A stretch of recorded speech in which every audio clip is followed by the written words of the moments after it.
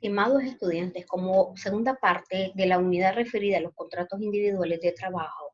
vamos a abordar los subtemas referidos a la suspensión y sus causas, prueba del contrato, terminación y sus causas y duración del mismo. El objetivo es conocer las diversas formas de finalización de los contratos de trabajo. En cuanto a la duración, está referida a la clasificación de los contratos individuales de trabajo, del cual se clasifican indeterminados e indeterminados. Como bien lo dice la palabra, los contratos determinados son aquellos contratos que se suscriben con un periodo de vida determinado, que quiere decir que tiene un periodo de inicio y un periodo de finalización. En estos contratos determinados no se pueden reconocer derechos adicionales distintos a los establecidos en el artículo 42 del Código del Trabajo, que quiere decir que aquellos trabajadores que son contratados bajo la modalidad de servicio o de contratos determinados únicamente acumulan vacaciones y 13º mes. En los contratos de tiempo indefinido son aquellos que tienen un periodo de inicio, pero no tienen un periodo de finalización, que quiere decir que cualquiera de las partes puede dar finalizada la relación de trabajo cuando lo convengan, y aquí sí se suma y se acumula una prestación adicional, que es la indemnización por tiempo laborado, que establece el artículo 45 del Código del Trabajo. Cuando estamos hablando de los tipos de contrato y su duración, también tiene que ver con la parte de la forma de suscribir los contratos individuales. Y estas pueden ser escritos y pueden ser verbales. Lo anterior y en la primera parte hablamos de toda la estructura y las partes esenciales y elementos de los contratos escritos, pero existe la excepción, como toda regla, la celebración, en este caso dentro de la figura de los contratos individuales que pueden hacerse de forma verbal. En este caso, la ley establece solo 3 casos excepcionales, el cual puede celebrarse bajo esta modalidad, y son para los servicios domésticos, para los trabajos temporales o ocasionales, y para los trabajos del campo. En este sentido, los 3 tipos de trabajo que están bajo esta modalidad no pueden exceder de 10 días, pero sí se recomienda que 3 días posteriores a iniciada la relación de trabajo se pueda firmar una constancia de trabajo en la cual no falten 3 elementos indispensables, que son la fecha de iniciación, el tipo de salario y la actividad a celebrarse. Si hablamos de las sanciones por incumplimiento de los contratos individuales de trabajo, estos se generan en virtud de incumplimiento de las cláusulas pactadas dentro del contrato individual de trabajo. Cuando el trabajador incumple con sus obligaciones, este amerita una amonestación verbal cuando la comisión de la misma es por primera vez. En este sentido, se recomienda siempre hacerse el llamado de atención para poder tener soporte a través de la presencia de una tercera persona que sirva de testigo y de fe de que se está haciendo el llamado de atención o la amonestación verbal, o bien pedir el consentimiento al trabajador y grabar el llamado de atención para poder tener un soporte e ir formando todo el expediente sociolaboral del trabajador en caso que éste vaya a incurrir en la misma falta posteriormente. En cuanto a la amonestación por escrito, efectivamente es cuando éste ya ha reincidido en la causal anterior, que en lo general es una causa leve, y hizo caso omiso a la amonestación verbal y se procede a hacer por escrito con copia de su expediente sociolaboral. En este sentido, el trabajador, aun cuando se niegue a recibir la misma, se da por notificado sobre el llamado de atención, y tiene el término de 30 días para poder contestar o poder solicitar que se retire el llamado de atención de su expediente sociolaboral. Esos 30 días son tiempos calendarios. La suspensión de las labores sin goce de salario es cuando ha incurrido en las faltas cometidas con anterioridad, hay consecuencias o hay continuación en cuanto a la misma, o cuando ha cometido una falta grave al mismo, el cual amerita la suspensión sin goce de salario. En este sentido, es importante que se aplique nada más la suspensión sin labor y se haga la deducción salarial. No se pueden hacer deducciones de vacaciones ni deducción de salarios al mismo tiempo. Y por último, en caso de que el trabajador incurra en varias causas graves o varias leves que se constituyen una falta grave y varias graves que se constituyen una falta muy grave, amerita la cancelación del contrato de trabajo, tal como lo dispone el Código del Trabajo, el cual es requisito fundamental que el empleador recurra ante las instancias administrativas, que es el Ministerio del Trabajo, para solicitar la cancelación de su contrato con causas justas a través del procedimiento administrativo laboral oral, conocido coloquialmente como el palo.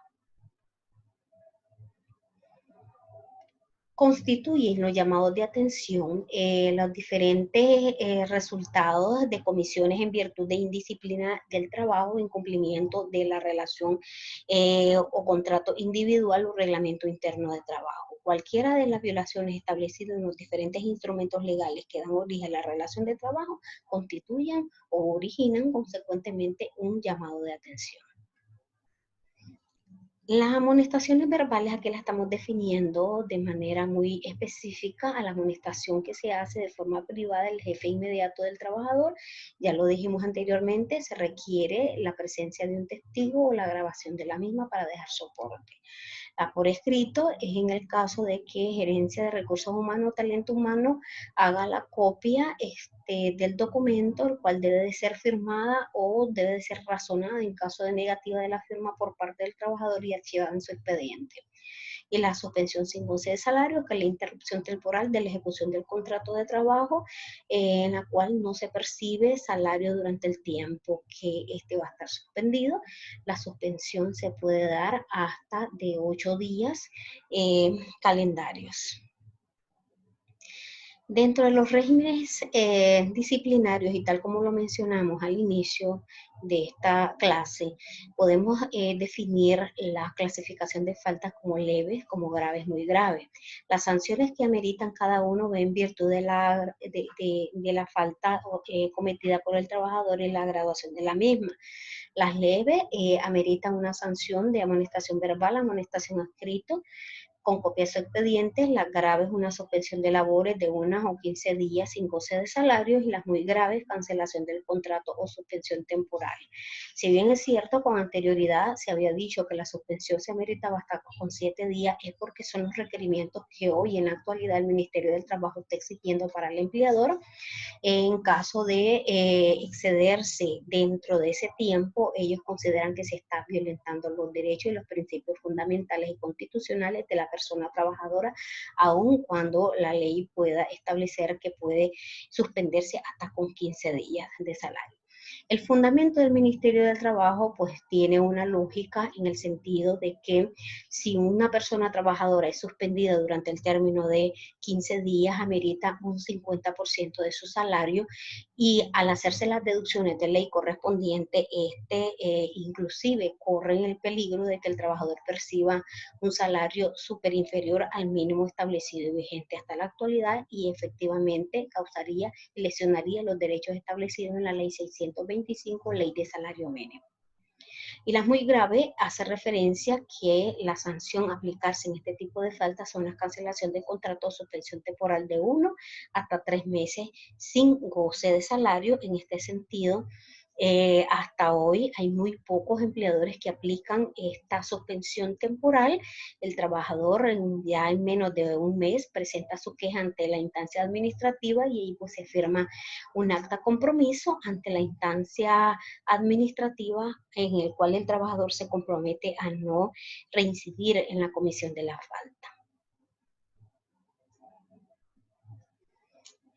La suspensión de la relación de trabajo y la interrupción temporal de la ejecución del contrato de trabajo puede provenir de cualquiera de las partes, que quiere decir que puede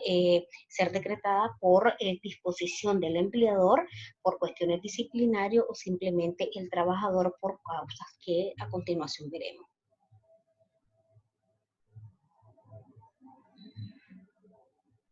Incapacidad del trabajador derivada de los accidentes, enfermedad común del trabajador, reposo pre y postnatal, detención, arresto o prisión preventiva del trabajador. En este particular es importante que la suspensión es considerada en este inciso D, la cual origina un reintegro automáticamente del trabajador una vez que existe una sentencia absolutoria y definitiva a favor de este cuando efectivamente ha sido privado de libertad por defensa de la propiedad o de la persona del empleador. Ejemplo, los guardas de seguridad que por la protección y la defensa de los bienes del empleador, pues mata a otra persona que intenta ingresar al establecimiento a cometer un ilícito y dentro del proceso pues se determina que efectivamente él estaba cumpliendo con sus trabajos tal como se pactó en el contrato individual. En este caso, el empleador, una vez que el trabajador ha sido puesto en libertad, tiene que solicitar una certificación de la sentencia ante Secretaría del juzgado donde se tramitó la causa para que éste pida el reintegro a su puesto de trabajo. En este caso, el empleador está en la obligación de hacerlo y de pagar todos los salarios y prestaciones dejadas de percibir por el tiempo que estuvo detenido. Se da también la suspensión por medida disciplinaria o por designaciones o elecciones de los trabajadores y por mutuo acuerdo. En el caso de los mutuos acuerdos es cuando el trabajador requiere un tiempo mayor a los 6 días en la cual va a ausentarse del país, inclusive para poder realizar algún tipo de seminario de capacitación, algún curso educativo, etcétera. La terminación de la relación laboral es el fin de la generación de los derechos y obligaciones que emanan de los mismos, que quiere decir que la terminación de la relación de trabajo ya se da una finalización y esta también puede originarse tanto de la persona trabajadora como de la persona empleadora. Recuerden que la suspensión del contrato de trabajo solamente es una interrupción temporal de la ejecución del contrato, pero no termina la relación de trabajo.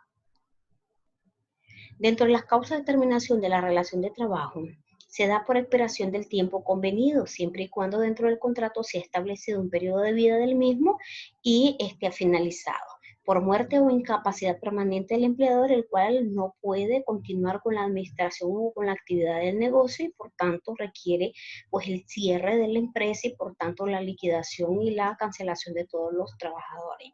Por muerte o incapacidad permanente del trabajador, en la cual efectivamente tenemos una parte que para muchos es considerado injusto en virtud de que por esta causa el empleador únicamente está obligado a pagar las prestaciones establecidas en el artículo 42 y el trabajador pierde su indemnización por tiempo laborado. Casos excepcionales hay aquellas empresas